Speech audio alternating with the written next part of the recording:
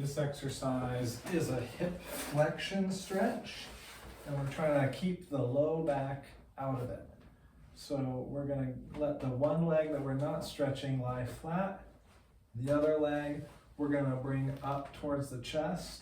Now what you'll find is if you pull it hard enough, you'll see that your pelvis starts to rotate, and you'll feel that by feeling basically right between your butt cheeks, essentially, on the table. That'll start to change. The pressure under there will start to change. You'll get more pressure higher up in your low back than you did if your low back was flat on the table.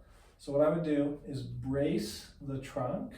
So if I tried to poke both of my fingers into my belly diagonally, like I'm going towards the center of my body, I'm going to push out against that, and then I'm going to do this hip stretch while I keep that brace.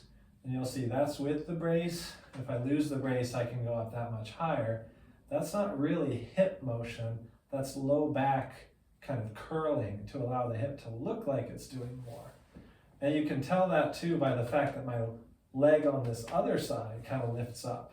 Like when I curl this way, you see that knee kind of floating up, versus when I keep it flat, my leg rests flat against the table. So here, that's my hip flexion.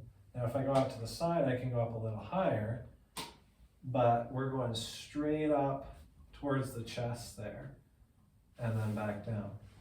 If the muscles are tight, you can keep that brace, you can pull up into that stretch, and then you can push down with those leg muscles like you were going back down here, hold against it with your hand, do what we call a muscle energy technique, and then you relax and sink into it a little farther. You'll see I do a little bit better there.